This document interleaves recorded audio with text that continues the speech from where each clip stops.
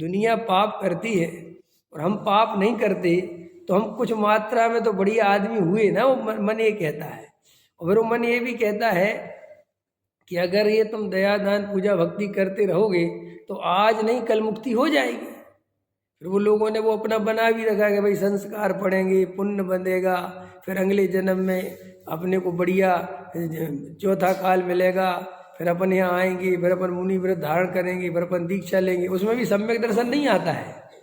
उनकी इस पूरी कहानी में आप ध्यान दोगे तो सम्यक दर्शन नहीं आता है, आत्मा का अनुभव नहीं आता है। उस पूरी कहानी में वो बाहर का संयम ही संयम आता है, वो क्रिया ही आती है। देखा कभी सुनी किसी से कहानी? जैसे कोई सुनाते हैं, बहुत महाराज भी सुनाते हैं कि देखो भैया ये पंचम काल है, ये बहुत दुखमय काल है, यहाँ केवली भगवान है नहीं, समझ में आया? इसलिए भैया अपने को तो जैसे बने तुम गुरुओं की सेवा करो, दया करो, भक्ति करो, जिन्हें देव का अभिषेक करो, मंदिर बनवाओ, साधर्मियों की सेवा करो, वात्सल्य पालो, रात्रि भोजन मत करो, जमीकन छोड़ो, बाजार का छोड़ो, भैया ब्रह्मचर्य जितना बने उतनी साधना करो, छोड़ दो, मुनि बन जाओ, साधु बन जाओ, दया ताक पालो। अगर साधु नहीं बन सकते तो कम से कम श्रावक की प्रतिमाएं पालो, श्रावक के व्रत ले लो। अब देखना इसमें कहीं पर भी आत्मा सम्यक दर्शन अभी नहीं आया, ठीक है? कि महाराज और देखो भाई पंचम काल है, मोक्ष तो होता नहीं, तो मोक्ष तो जाने से रहे, इसलिए तुम तो अभी जो है वो करो। फिर क्या होगा कि यहाँ से मर के तुमने जो पुण्य करा है तुम्हें स्वर्ग मिलेगा, स्वर्ग में शांति से रहना, फिर यहाँ काल परिवर्तन हो जाएगा और तुमने जो संयम की साधना करी है ना, वे तुम्हारे संस्कार बने रहेंगे। फिर तुम वहाँ से लौट के आना और बढ़िया मुनि व्रत धारण करना, तुम्हें वज्र वसम नारद सहनन मिलेगा बढ़िया, और फिर तुम अपने स्वरूप में रम के मुक्ति चले जाना। अब वो बिल्कुल एकदम ऐसा लगता है कि एकदम रास्ता साफ है, नहीं समझ में आया? वो ऐसी बात सुन के बिल्कुल नहीं लगता उसे ठीक बात है, लेकिन वस्तु का स्वरूप तो ऐसा है नहीं। देखो भाई तुम्हारी मान्यता ही विपरीत है, जब तुम्हारा श्रद्धान ही विपरीत है तो तुम्हारा संयम तो हो नहीं सकता। तुम ये व्रतशील संयम बाहर से धारण कर भी लो तो अभी इनका अंदर से तो कोई रिजल्ट आएगा नहीं। तो ये क्या है कि हम जिस शास्त्रों से ये पढ़ पढ़ के क्या है मान तो लेते हैं, क्योंकि हमारे पास मानने के अलावा कोई चारा नहीं है ना। नहीं समझ में आया? जैसे हिंदू है, कोई मुसलमान है, ईसाई है, अब वो अपने ग्रंथ से बंधा हुआ है। अब उसको लगता भी है किसी मुसलमानों की यार कि हिंसा करना सही कैसे हो सकता है, उसको लगता है कभी कभी, ऐसा बात नहीं है, लेकिन वो अपनी कुरान से, अपने अल्लाह से, अपने उस जमात से वो बंधा हुआ है। तो वो अंदर ऐसा विचार आने पर भी तौबा तौबा तौबा तौबा, जैसे हमारे ना जिन बच में शंका न था, ऐसे ही वो कहता है भैया कुरान में शंका पैदा मत करो, जो है भाई तुम तो कर दो। नहीं समझ में आया? तो ऐसे जो कुल परंपरा का जो धर्म है ये बड़ा कठिन है छोड़ना। इसकी मान्यता में जिस आपको लगता है हम तो भाग्य से दिगंबर में ही पैदा हो गए हैं, इसलिए अपन को कुछ समझ में नहीं आता कि ये कितना कठिन है। अभी श्वेतांबर से दिगंबर बनना बहुत बड़ी बात है। अरे अभी तुम तो छोड़ो, हम कह रहे तुम अपना गोत्र बदल के दिखाओ, तुम जिस गोत्र के, हम कह छोड़ दो तुम गोत्र, कुछ नहीं होता, तुम्हें उसमें धक्का लग जाएगा। समझ में आया? अरविंद जी कौन सा गोत्र है तुम्हारा? सिंगल? ये गोयल जो है ना गोत्र अच्छा नहीं होता, बदल लो। तो मुझसे लड़ने लगोगे, कहोगे तुम्हारा अच्छा नहीं होगा।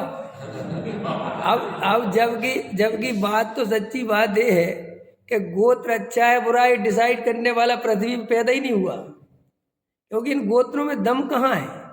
लेकिन हमारा ऐसा है कि हमने जिसमें जन्म लिया वो गलत कैसे हो सकता है, क्योंकि अगर वो गलत है तो फिर हम गलत हैं। प्रॉब्लम तो ये क्रिएट आती है ना, जैसे आपने आपके किसी को गुरु मान लिया कि ये हमारे गुरु महाराज हैं, और हमने तुम्हारे गुरु महाराज की कमी बता दी, तो उसको लगता है कि इनने हमारी कमी बता दी। उसको लगता है कि अच्छा हमारे गुरुजी में कमी है और तुम्हारे गुरुजी बहुत बढ़िया है, ये नहीं चलेगा। ये नहीं, तुम्हारे गुरु में देखो ना, हमने देखा है साक्षात। अरे होगा, गुरुजी को कभी कभी भाव आता है मैं गलत गुरु चुन ही नहीं सकता। अहंकार क्या कहता है, मैं गलत गुरु कैसे चुन लूंगा। सबसे बढ़िया मंदिर कौन? जिसमें मैं जाता हूँ। सबसे बढ़िया गुरु कौन? जिसको मैं मानता हूँ। अभी तुम्हें इसकी विश्वास नहीं होगा। कई लोग ऐसे होते हैं कि संत साधुओं में भेद कर लेते हैं कि हमारे जैसे किसी मुनिराज से किन्हीं की घनिष्ठता हो गई और उसने उसे अपना गुरु बना लिया, तो वो उनकी समझ लो भक्ति में या उनके मोह में ऐसा संलग्न रहता है कि वो दूसरे मुनिराजों को कुछ नहीं समझता। वो कहता है ये इनके आगे वो लगते ही नहीं। ये चलता है कि नहीं चलता? अपने अपने पंडित सिलेक्ट कर लिए समझ में? हाँ, उनको सब करेगा। अरे देखो ऐसा होता है, हम जब 12, 18, 19 साल के थे, 16, 17 मैंने 14 से 18, 20 साल का कैरियर, ठीक है, 12 से 18 के बीच का कैरियर, 6 साल का जो हमारा समय था, उसमें हम करते थे क्या? केवल मुनिराजों के पास जाते थे, मुनिराजों के पास उठना बैठना। मैं तो मुनिराज की भैया वृत्ति में वो आहार जाना ये करना। तो क्या होता है, बहुत सारे मुनिराज हैं और वो बहुत सारे एक एक कमरे में बैठे हुए, 2-2 बैठे, 3-3 बैठे। तो लोग क्या करते हैं कि ये कहते कि बड़े महाराज कहाँ बैठे, तुम तो ये बताओ। वे छोटे महाराज की तरफ देखते ही नहीं, छोटे महाराज से कोई लेने ही देना नहीं। आहार चल रहे होंगे तो छोटे महाराज जी के आहार चल रहे होंगे, किसके चल रहे हैं? फलाने। ठीक है यार आगे चलो, तुम तो ये बताओ बड़े महाराज के कहाँ चल रहे हैं। समझ गए? अभी उसको एक बार बता, अभी उसको कहाँ स्वरूप पता है? ये तो मोह हो गया, राग हो गया। समझ में आया? और ये राग अंधा होता ही है, इसकी कोई आंखें तो होती नहीं। समझ में आया? ये रागी जीव की ये हालत है।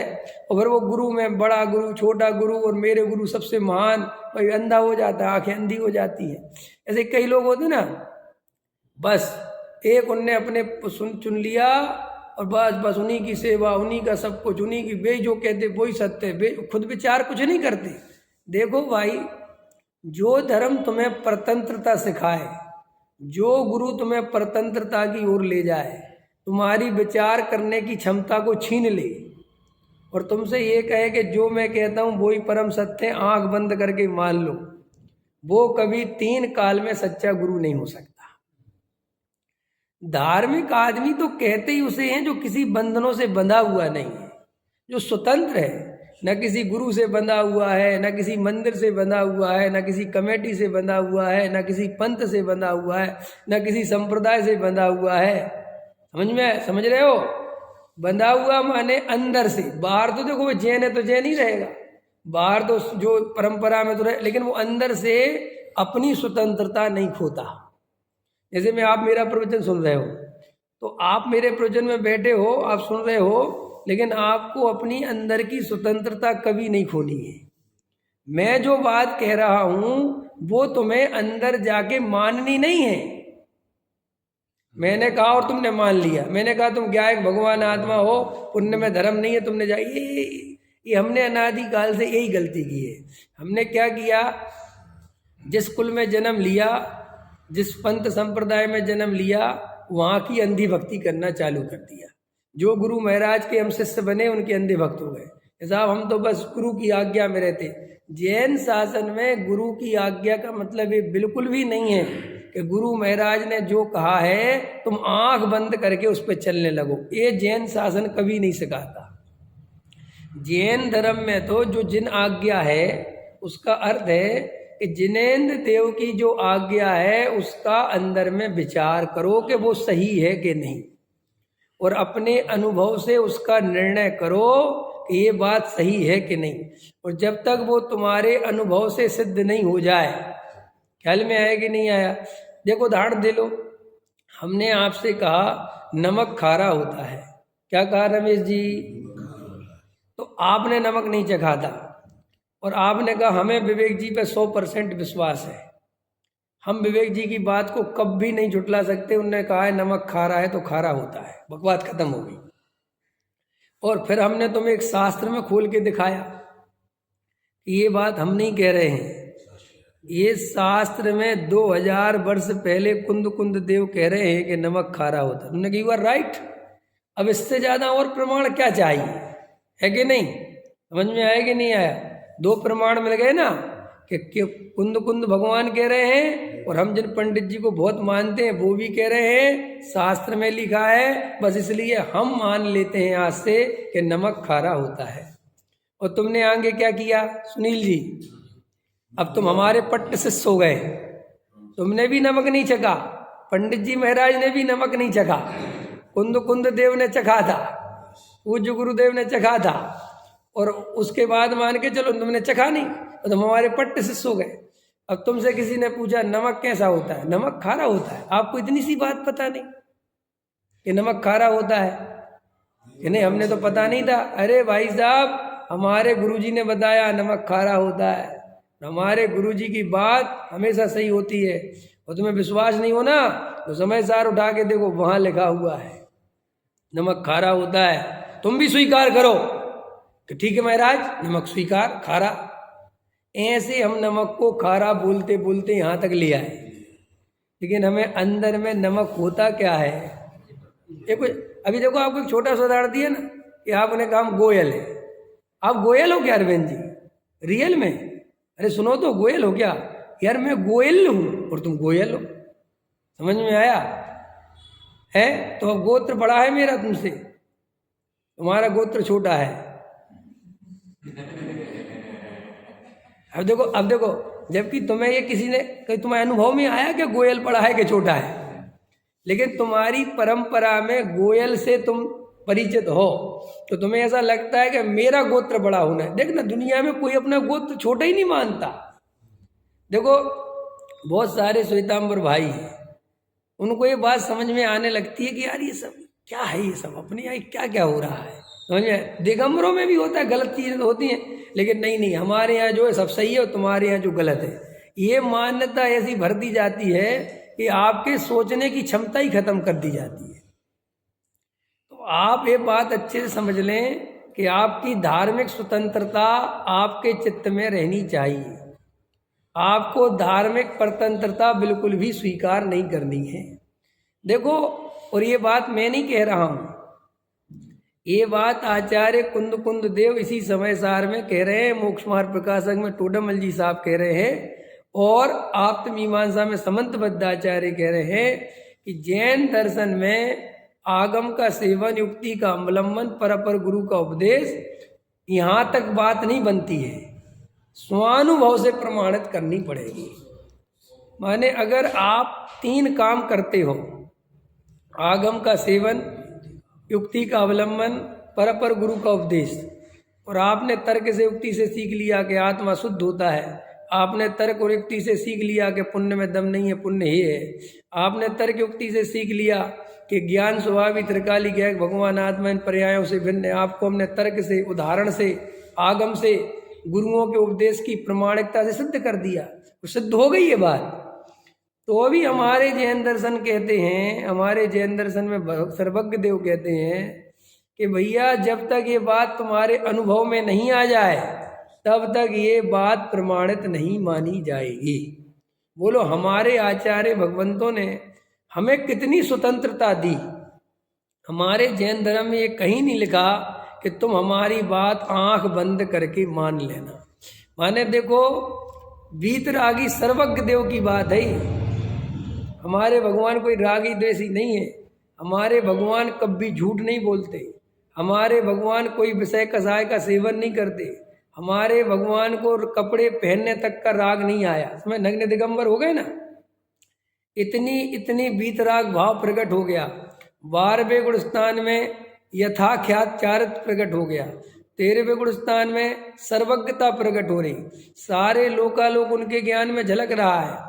स्वधर्म इंद्र समोषण लगा हुआ है, रंच मात्र भी उस समोषण में राग जिनके प्रभाव नहीं होता, ऐसे निष्प्रही, ऐसे निरपेक्ष, ऐसे वीतरागी जिनेन्द्र देव जब वस्तु का स्वरूप समझाते हैं तो भी ये नहीं कहते कि भैया मेरे को तो कोई राग देश है ही नहीं, और तुम्हारे सामने देखो समोषण लगा है, मैं इतना बड़ा परमात्मा बन गया, भगवान बन गया, अब तुम मेरी बात आंख बंद करके मान लो। है कहीं ऐसा सर्वज्ञ के शासन में? जबकि हमारे भगवान तो कह सकते हैं कि मैं तो झूठ बोलते ही नहीं, तू तो मेरी बात बिना ही परीक्षा करके मान ले।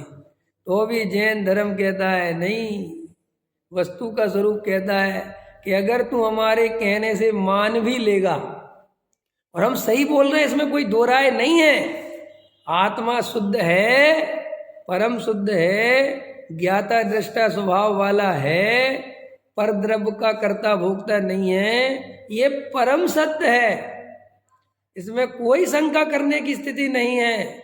ऐसा होने पर भी श्री गुरु कहते हैं अगर तू ऐसा बिना अनुभव के मान लेगा तो तू कभी भगवान नहीं बन पाएगा, भक्ति बन के रह जाएगा। समझ में आया? इसलिए अनुभव को प्रमाणित करना।